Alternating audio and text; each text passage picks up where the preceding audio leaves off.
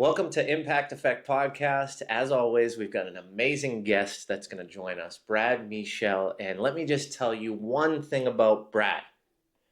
He's all about community, he's all about helping people, and he's about showing up when you need it most. Brad is an executive director and founder of Jacob's Audible, a nonprofit that helps autistic children here in our local community in Nashville, Tennessee, and surrounding, and also a partner in a financial firm. So Brad brings his business expertise, his financial expertise, and his love for community to the Impact Effect podcast today. So please welcome Brad Meshell. Yeah. Thanks, Jim. Yeah, man. I appreciate you asking me to come back to the show. I'm a big fan. I follow your page, and I think you do amazing things. And I think, when you talk about making an impact, I think that you've redefined it. You've taken it to a next level, and I hope that many more people will learn to understand the importance of human connection the way that you've defined it. Let's go. As always, we jump into the first question. How do you define impact and show up in the world and provide positive impact today? I love that you asked this question. I think because I've really been working on myself. And I think to bring impact to the world and the community, it starts with you. You have to wake up. You have to have that drive. You have to have that energy. People can see that. People can feel that. And if people can feel and see your energy and your smile and your light, they're more willing to make that connection. And then those opportunities to make an impact will come your way. Like, you don't have to look for things to be of service. You don't have to look to, to make an impact. Those opportunities will come to you. And when I think about human connection and impact, it's pick up the phone, call a friend and just say hi. Call a relative you haven't talked to in a long time and ask them how they're doing. Tell your wife, give her a hug. I love you today. And just do little simple things to make a big impact. It's one of those things in the world today is how fast we go and how instant gratification. And we don't stop to hug. We don't stop to give those little kisses. We don't stop to hold doors or, wave at someone that's just walking by. Or as you walk into the post office, somebody's walking by you. Hey, how you doing today? Because that'll change people's lives. And of course, my venue is autism and helping families and parents that have kiddos with autism. And you would think it'd be an easy way to make an impact, but it's not, because the isolation of the parents and the isolation of autism, it's hard to bring those people out to ask for help, to understand what it's going to take now and in the future. So our impact every day is when we notice a situation or we're answering emails, we always talk about how are you doing first. You got to make that connection. As soon as you can get people to let their wall down is when you're going to see a great result. And it's just when you sit down at night, you have dinner and you start talking about your day, or even when you lay down at night, because I know I do this when I lay down at night, I kind of glimpse at my day the next day. But I also think, okay, what did I do today, right? What did I do that was great? And what did I do that wasn't so great, right? You had 5 things on the list, you got 2 done. So now those 3 go on the list tomorrow. But who did I help today? Who did I impact today? And it could be very simple or it could be huge, right? I had a friend of mine that reached out to me like 2 days ago, and he had me go over to his dad's house because his dad wouldn't send him his favorite hat. And he went off on some trip, and he's in Wyoming. And so I went over, got the hat. I didn't FedEx it, but I priority mailed it. And, so now he's going to get his hat. And that's huge to him. The return text message was like, you're the greatest guy, you're this and that, and all the accolades. But it's just like, I just wanted to change his trip. He's like, it's about lucky fishing hat, things like that. But I also stuck in a 444 hat. He doesn't know yet. So hopefully that brings him a little, in case that one doesn't work, maybe that'll bring him a little more luck. That's it. Yep. But it's those little micro moments and those opportunities that we end up steamrolling over, right? It's like, okay, yeah, he reached out because he felt comfortable with you. He felt that there was an opportunity where you're someone that would step in and help him. That didn't come to you because of that one little moment. It was all of those moments of how you've showed up, your character. You've probably been there for them before in certain ways, maybe not getting the hat, but maybe just, helping them feel heard or seen or acknowledged that something was going on in their life, whether good or bad or positive or negative, and then actually doing the thing that you said you were going to do, right? How many times in your life have you relied on someone and kind of just moved through it because you felt that they were going to do something and they didn't do it, or they forgot, or they didn't show up for you, right? Like that feels really, really bad because you've given that trust, you've given them that, you know, ultimately belief in them to execute, and they didn't execute on it, or they did, or they forgot. And I think that a lot of people steamroll over those little things for the good and for the bad, right? Like I just recently had someone reach out to me, and it was this message, and it was about how grateful and thankful they were, and but what they missed was the last 6 months of me reaching out, trying to connect with them when I needed help, when I needed an ear to speak to, when I was going through a rebrand on a project, and mitigating another partnership that was going in the right way, but I just didn't feel aligned, and I want to get that advice, but they didn't answer the text, they didn't answer the call. And so there has to be that level of consistency to be there when someone needs them, not to just show up randomly or once in a while. I think that's where a lot of people get that human connection piece wrong. Yeah, and I totally agree. And like I mentioned before the show, I've truly been, as we've made this impact with our nonprofit in our community, we've taken it to other states, Mississippi, Alabama, we've helped families in Texas, we've helped families in Kentucky, in other communities.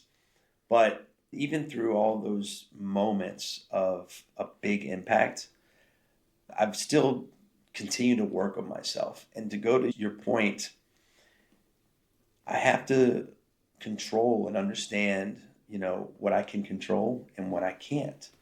It's an acceptance almost to understand that even though that person let me down, I'm not going to let the next person down, right? Yeah. You have to be diligent in not letting those things become resentment, become anger, because once again, those two things will ultimately just hurt you, right? And how it's going to hurt you. You're going to walk away from that conversation. You're going to walk into a grocery store and maybe not be as nice as you should be, and maybe not, hold the door open, or, let someone, in front of you in line, all because of that, one instant where somebody did let you down. And it happens to all of us. We've had previous conversations about events and trying to coordinate things, and you think you have 12 people in the lineup and you end up with 4, right? And it's tough. It's tough. And it's something that I'm not perfect at. I know I'm not. Of course. There's some things on my list that I still have a little bit of resentment about. But it's making sure that once those things are done, that you continue with who you are, genuinely showing up and being who you are. One of the things that really helped me, as you were just saying this, with holding on to that resentment, and because I believe in my word is bond. Mm-hmm. If I make a commitment, I'm going to commit. When I realized that's Jim Morris's philosophy, that's not everybody else's, that was very helpful in understanding that most people will say they're going to be there, or they're going to support, or they're going to do X, Y, and Z, and they don't. Like, that's actually been the truth with a lot of things that I've done and requested and built or launched or whatnot. And when I really think about it, it's like, I don't even know if that person's there for themselves. So how can I get mad that they're not there for me? Mm-hmm. And when you really pull back the curtain on a lot of these folks, and again, pull back the curtain on me, like, you'll find the demons in the closet. You'll find the fuck ups. You'll find the mistakes. Absolutely. I'm not saying I'm perfect. I'm just saying that I'm at a place where I never say I'm perfect, or never try to act like that, or give off that energy or that brand, because I'm not. And there is those things in the closet, right? There is those things that pop up that I've said stuff that I regret. I've done things that I've regretted. I've not kept my word in certain circumstances. So like I can't just sit here and point the finger at you that you're broken and I'm perfect. But every time I've looked and pulled the curtain back, it's like boom, boom, boom, boom, boom, boom, boom. Oh, I get it now. Like I get it. Is you're struggling with the relationship with yourself. Of course you're never going to show up for other people, or you don't even believe in your word because you're probably lying to yourself more often than others. Absolutely. And I think that's a challenge in a season, and we all go through that, right? Like Right. it's like you fracture the relationship with yourself, you build it back, you get to a good place, you fall down the mountain, you climb back Yeah. up, and that's life, That right? is, and it's life in everything. It's in relationships. It's in business, right? I had a friend. I've been married 7 years now. Right? Congratulations, Yeah, big yeah, seven, baby. big seven. I like that on number. the six, like what, 5 days ago. Let's go. But I have friends that have been married 20, 25 years, and you've been there, right? You say, was everything perfect? Did y'all have any problems? They're like, did we have problems? What day? What week? We're still solving stuff from 10 years ago, right? And it makes you laugh. It makes you feel good. It restores your faith in that it's going to be okay. And it happens to everybody. But we have to remind ourselves. And, I've been reading these incredible articles and books and and it's just one of those things where we have to maintain our ability to let things go, right? And that's very hard for you and I, especially. But to give you a great example, when I first met you, I put you up here, right? I mean, I was like, I love this guy. I want to be this guy. And you took me in right away. And I'll never forget that. But here we are, 3, 4 years later. You're trying to launch a new project, a new card game. And you asked me, hey, I need you to come test this thing with me. And I could read through the text, right? I could read through, and I was like, I need to be there. But the very next day, I look at a text and it's from you. And you said, hey, brother, thanks for being there. And how often do we do that? How often do we go back and thank the person for being there and showing back up? Because I loved being there. I love the game itself. I think it's going to win 100%.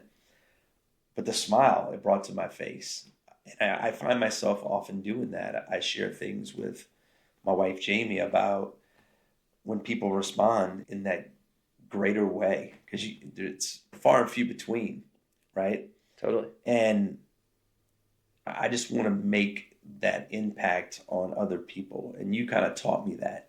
I don't like text messaging because sometimes it's impersonal, right? Yeah. I know AI is coming up with something where you can send the text or email with a different emotion, because people are, I think this person's mad at me, and they're not. But you're going to be able to send an emotion with it. Silly, funny, I really am mad at you. Yeah. Kind of thing. And which probably help. But I've become really big on phone calls.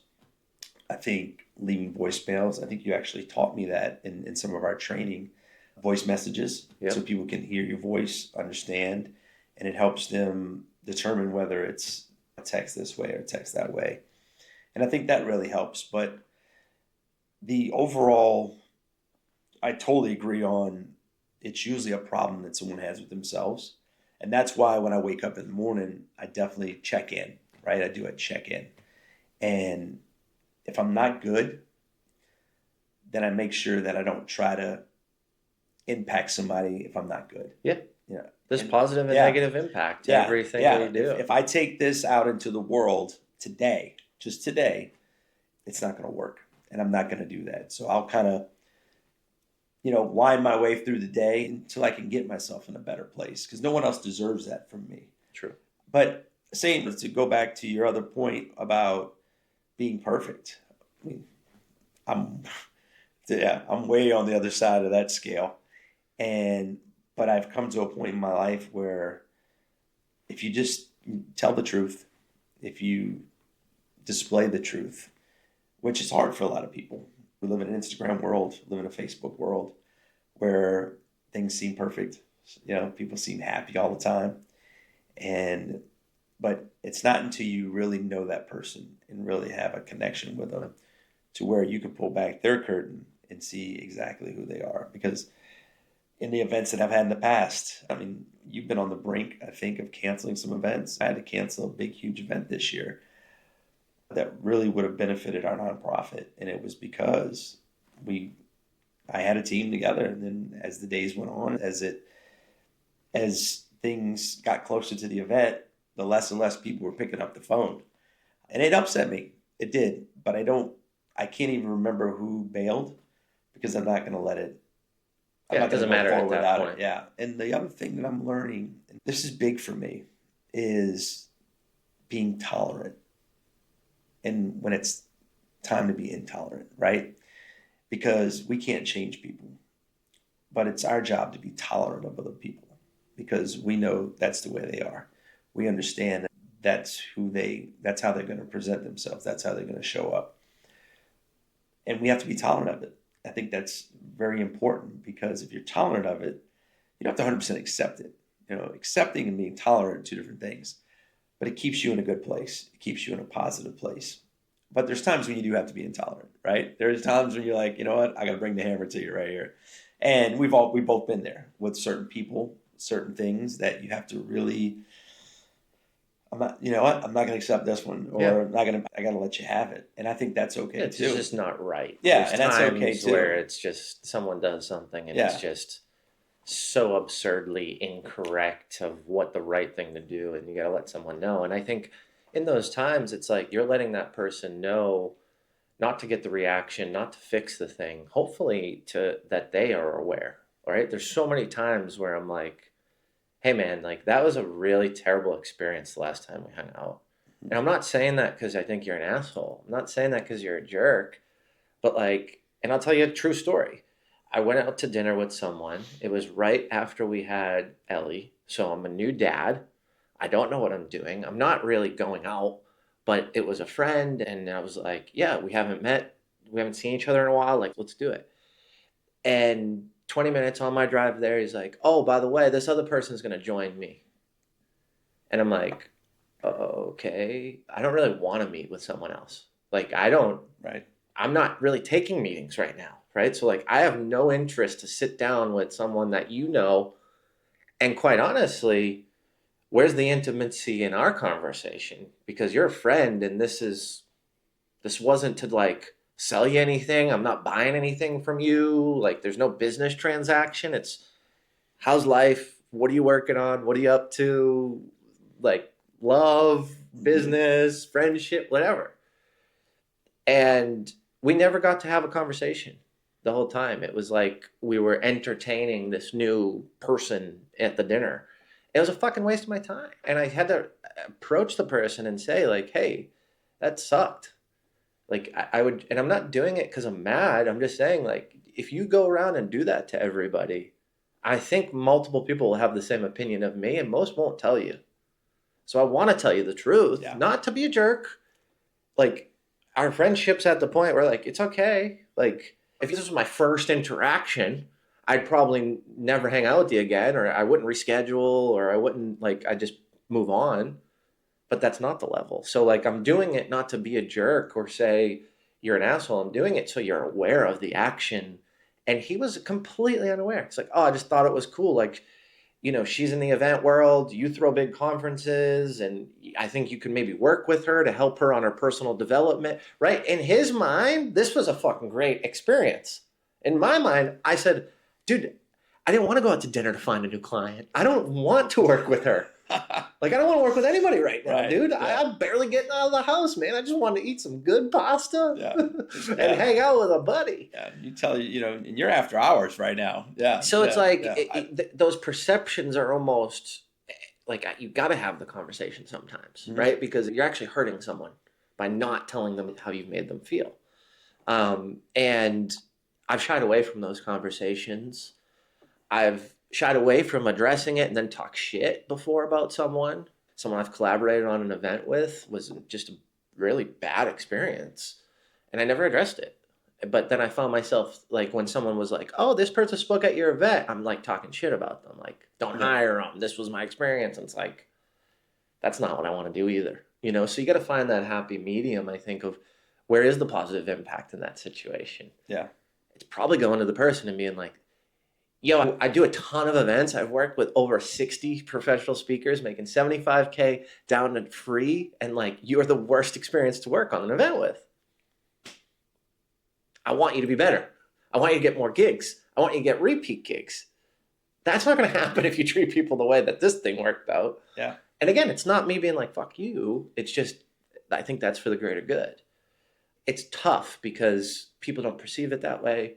People think, oh, you're just a hot shot. You're trying to tell me this and that. I've had someone say that to me before. Like, you think you know so much about speaking. I'm like, actually, if you listen to my content, I'm the first person to tell you I've never been professionally trained as a speaker.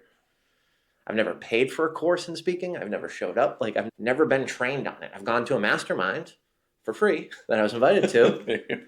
But like, never took classes or courses or sat down with a speaker trainer. So I don't think that, right? But I think those situations come up often and it's easier to avoid than address it. But I'd rather just address it with the person because if I really want a positive impact, I think that's the best way to go.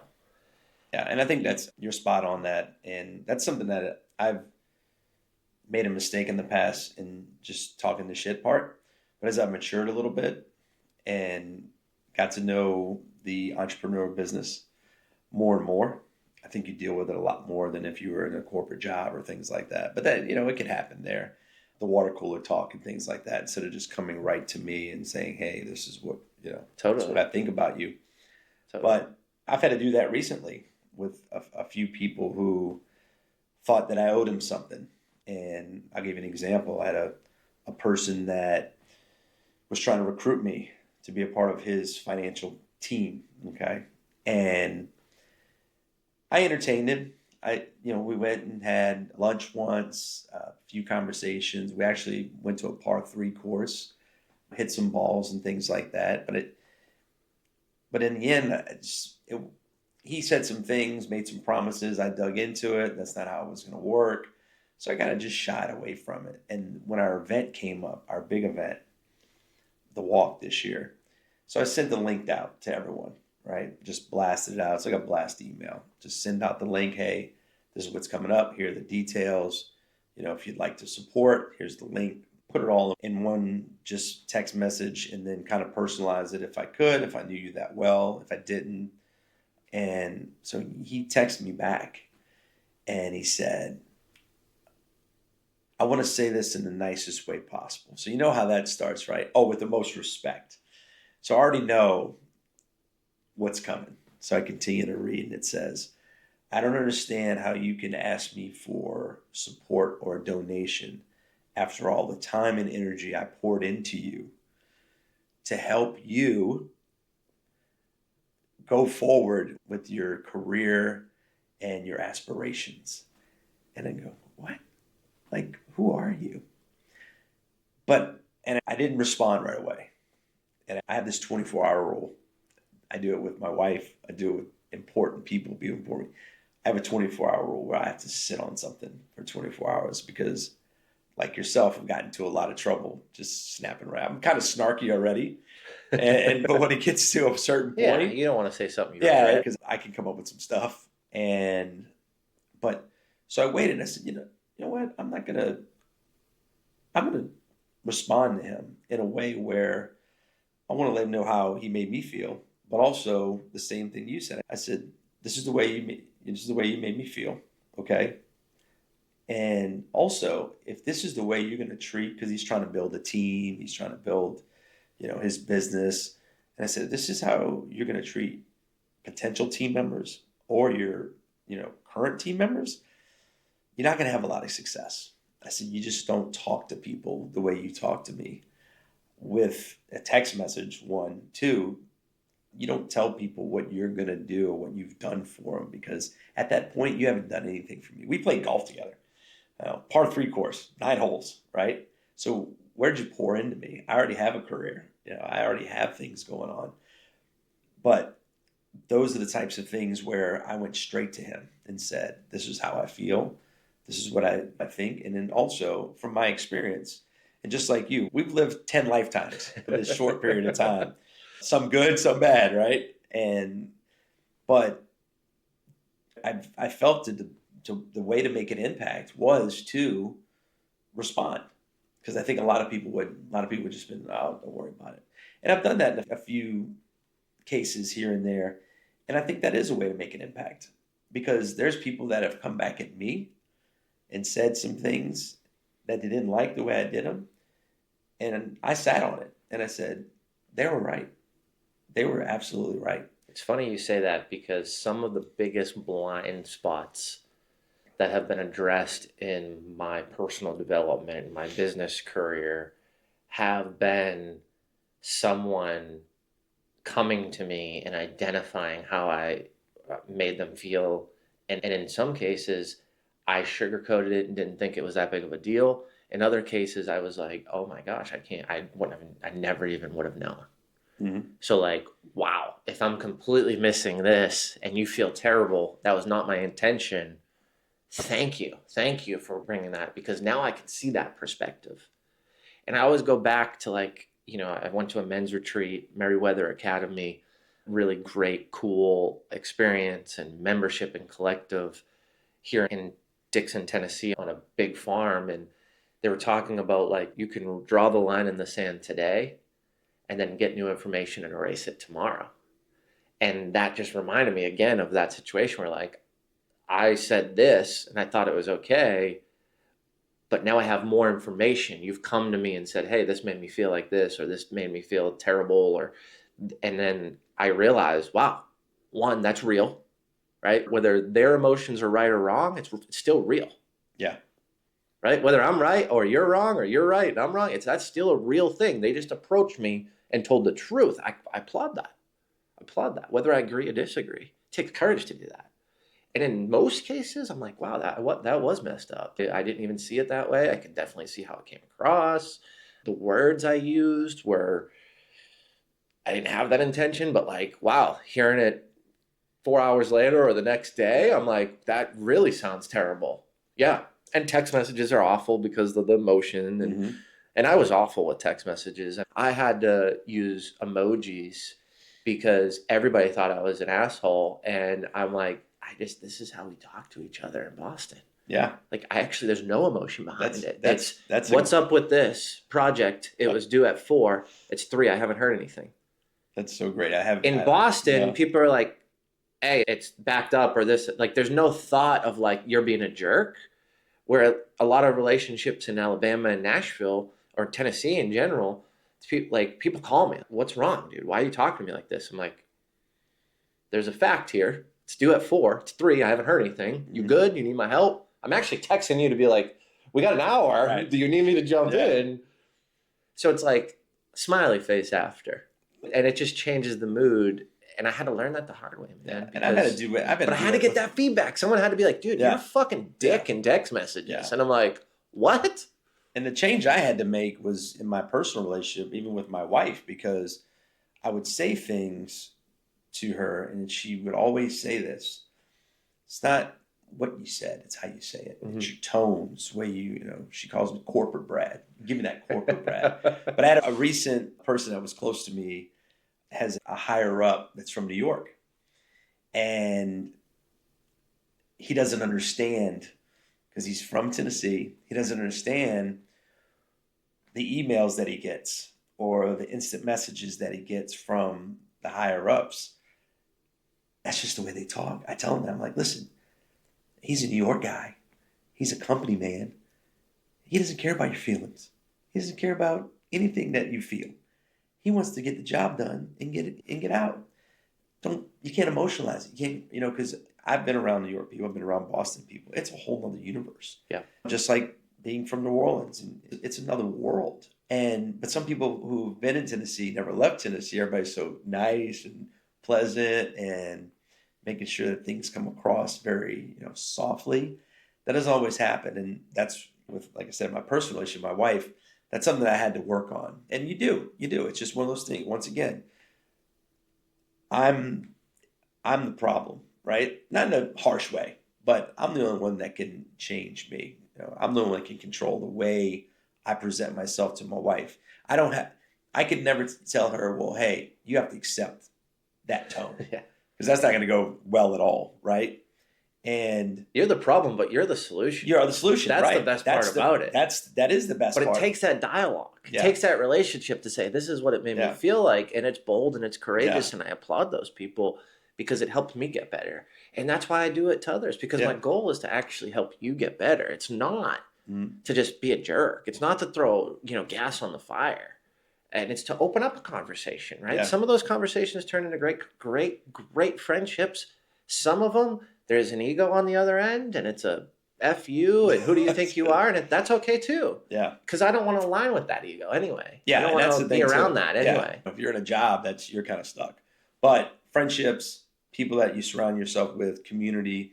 I think that's the difference. The job is you've got to work around it strategically, because there's players that will affect your employment that are above you, parallel, or even below you, right? Mm-hmm. Like you say something at the water cooler you were talking about to the wrong person, and then you're 86. You don't have a job. Done. I think in business, you're just hurting your personal brand if it's done incorrectly, which in turn will relate to business, good or not. But there's no one that says, you gotta start a new company tomorrow because you told me the truth and I didn't like the truth. Right. And I'm here and you're here, so see ya. Yeah. I think you just got to, you talked about tolerate. You got to tolerate and you got to move through it with a strategy in corporate or in business. And I think that's just, it's a game. You just got to play it. Yeah. And I remember my last years in my corporate career, my heart was really in it, and I didn't play the game well. And I had one of my best friends work for the same company. He played the game very well. Yeah. And because I didn't understand it. And I was young and things like that. But I wanted to share with you, going back to you personally, when we first started texting back and forth, really in the beginning, I was like, man, this guy's mad at me, or he's scared. You scared me, because it was just like, straightforward. But now when you text me, that's just Jim Morris. That's, hey, I don't have time to ask you is that garden going well? No. Hey, you're going to be here at 4:00 today? Great. See you there. Boom. That's it. But I understand that now because we have such a great relationship. Yeah. And even in person, when we on phone calls and Zooms, when you're advising me on things and coaching me, you let me have it. I love that. I love coaching. When you're coaching and mentoring, I'm saying something, you're like, no, listen to me. And it's so respectful, because I know who you are, and I know that, hey, you don't know this. You need to shut up and listen at that point, and don't take it as, oh, he's being an asshole to me, because he's not. He's giving you priceless knowledge. And I think a lot of us, because I think the world, we have gotten bigger egos, right? For numerous reasons. And I think a lot of us end up missing a lot due to our lack of connection, personal relationships, knowing who that person is. And they're not just on the other end of the comment box. It's very interesting to me to understand, like in the mentorship side, the coaching, the business strategy side, what are you paying for? Are you paying for conformity and agreement? Because if you needed coaching or you needed to fill a gap and we've talked and you decided to work with me, then there's a gap to be filled. And there's a change that needs to happen, whether it's in your identity, your behavior, your beliefs, your actions, or your execution, right? And at the end of the day, if you've brought in everything to me and everything's flawless, I'll tell you the truth. Say, you don't need me. You don't need to hire me, right? Like, I actually am the guy that fires himself because I don't want to take your money. Right. Right? If I want to make $1 billion, I just would have stayed in real estate. Yeah. It's not the goal here. I'm not taking dollars out of pockets that just to fill my ego, or That's not the goal. The goal is the impact. So if I can positively impact you by saying, hey, you've got the plan, you don't need me, let me refund your money. Right. Or let me charge you for this hour and that's it. Like, we can kill the contract and move forward. I'm going to do that. Absolutely. And I think that comes down to that piece of, have we built that relationship yet? But ultimately, if you're going to pay someone, you want change to occur, right? And you want a new perspective and a new belief and a new strategy or a new framework or a new blueprint. And I think a lot of the times in those early parts of the relationship, you've got to warm the person up to be able to have that direct conversation, right? Someone in Impact Effect came in, we do a business audit, we do a strategy plan for their organization. And we met the first time, we jumped on a call, they came on some trainings that I did. We met the second time, and then we presented the plan. And in the plan, I just had to be direct, and it was that point where it's like, I don't know how this is going to go, but if you want to accelerate your growth, I've got to be direct with you. Like, the reason why your business is like this is because you get clients and you stop prospecting. And then you have a hole, and then you ramp up the prospecting and you get clients, and then you stop prospecting. And it literally goes like this, and you're complaining about this, and this is the solution. The solution is you need 150 interactions every single week for 52 weeks out of the year to have a business that goes like this and make the money you want. That's the truth. There is no, like, you can maybe bring down the interactions or spike them up depending on what you do or your industry, but like, that is the baseline. That is the reason why your revenue is doing this, and that's just, I know that's fact. Yeah. Right? Like, you stop prospecting, it usually hits you, depending on the life cycle of your business, 60 to 120 days later, you're empty. There's no revenue coming in. Then you ramp it up. And I said in that moment was like, there's no other reasons for this. That's the reason. So we can talk about all this other stuff, but how are we going to get to 150 interactions? And when you bring on 5 clients for that month, who's doing the interactions and when? You need a schedule. You need to time block it. And you don't do that. That's fine. But I'm going to ask you every week, how many interactions? All right, brother. So what do you got coming up, man? Well, this August, if everything goes well, which I think it will, Jacob's Audible, the 444 guy, would love to see a clean launch of the Truth Autism podcast. And you and I talk about truth a lot. We talk about impact a lot. And it's when this podcast comes to life, it's going to expose and tell the truth about what autism really means and the impact it has on the families that see the struggles and go through what my family's gone through, what other families have gone through. But the main focus is going to be on profound autism. And that's what gets looked over. Everybody always comes up to me and says, oh, your son's autistic. He's good with numbers and letters. He is, actually, but that's not every case.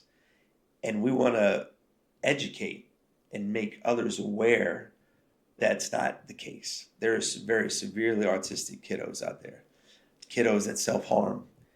Kiddos that, don't sleep. They have no appetite. They only eat one type of food. And people don't understand the agony, for lack of better words, that this puts onto the families. But you never hear those stories. You never hear those types of things. It's always like, oh, autism's awesome. They're geniuses. No, autism's not awesome. It's not. If you've lived it and breathed it, it's not awesome. And that's something that we want to bring to light, I think, because everything is sugar-coated. Everything is, be proud, be this, be that. Well, I tell people, come over for an hour or so. I read a story recently, 2 parents, their services got cut off by Medicaid. Kid's 22 years old, he's 6 foot tall. And now he doesn't go to his ABA therapy from 9 to 4 every day. So he's at home and he sleeps about an hour at a time. So both parents have to do shifts. They had to quit their jobs.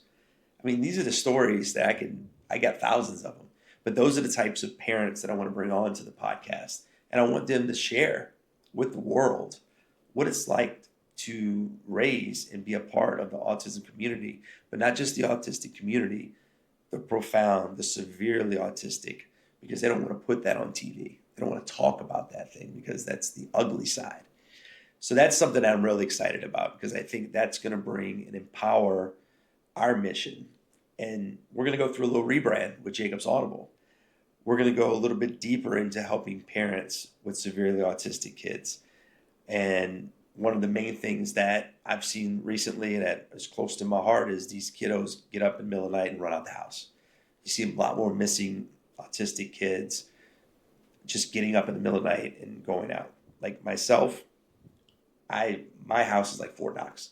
We have 12 cameras, locks on every door, double locks and things like that.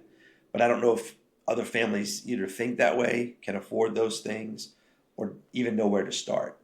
So I would love to have that focus be on helping parents that have severely autistic children make things safer, give them more protection for themselves and the parents, and hopefully make an impact that way.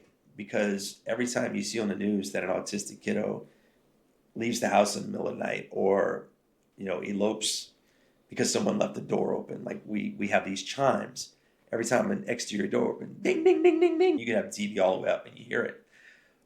But just like everything else, I don't know if all parents know about these things and know how to install them and things like that. So we want to bring that to light for these parents. But also, I want to do a big makeover on the resources that we offer. Reaching out. There's probably 80% of resources here in Nashville alone that I haven't even touched yet. And the more I learn and the more I grow and the more people that come to me and say, hey, Brad, have you gone to these? Have you gone to this? Do you know who this is? And the answer is a big no. And so I look like and feel like there's an untapped community that I'm 4 years into this, and there's an untapped community for me to get into. And the more I get into this community, I can share that information with our parents, because there's a lot out there, but you got to go get it and you got to know where to find it. And I remember those first 2 years we had Jacob and we were lost, but we've got a playbook now, right? We can go back and share these things. We know where to go. We know who to talk to. And if you can't do it yourself, we'll help you do it. And so we're going to rebrand a little bit. We're still going to have our events. We're still going to do some fun stuff, but we're going to take a little more serious approach, because the more stories that I hear about, insurance not covering kids up to a certain age, this kid getting Medicaid taken away at 22. We just had a recent thing where they said that Jacob aged out of his therapies. And my wife went back to him and said, so does autism end at 6? He's 6. Does autism end at 22? No, it doesn't. So ultimately, I'm hoping with the podcast and with the rebranding, we can make a bigger impact on a legislative level. We just got a proclamation, which I'm very proud of. The mayor's office gave us April 30th is National Autism, not national, hopefully one day, but in Davidson County in Nashville, it is Autism Awareness and Impact Day, April 30th. So April 30th every year from 2025 on will be Autism Awareness and Impact Day. And I added the impact because of you, because you taught me what it meant to truly make an impact. And I think that proclamation is just the first step of many that Jacob's Audible and Impact Effect, because you're one of our biggest supporters. I think that's the kind of things that we're going to start focusing on. And I'm getting choked up because I want that for these families. I just do, because I know we still struggle with Jacob, and Jacob is very mild. He has his moments, don't get me wrong. There's times when it's like, take a deep breath, but I still think our situation is probably better than most. And if our situation is tough, because we still have 3 adults in one house and we still struggle. Yeah. I mean, how many single parents do this alone with a severely autistic child? I don't know how to do it. I really don't. I have no clue, because Jacob's a 24/7 job with 3 people. So that's where our branding is going to go. Like I said, still doing fun events, because that's in my heart, but taking a more serious turn with this. I love it, man. And I love it. yeah, I'm excited. yeah, I'm excited yeah, to congrats on yeah. the proclamation Hmm. and just diving deeper, man. Yeah. What a conversation today, It brother. was good. It was I good appreciate you because being here. And yeah, 444 guy, Brad Meshell, Jacob's Audible. Go check him out. Go support. It's an amazing cause. I know a majority of the donations are going to families because they're doing the work. They're not just talking about it. So, yes, please support. We'll drop a link in the show notes and we'll see you on the next episode of Impact Effect.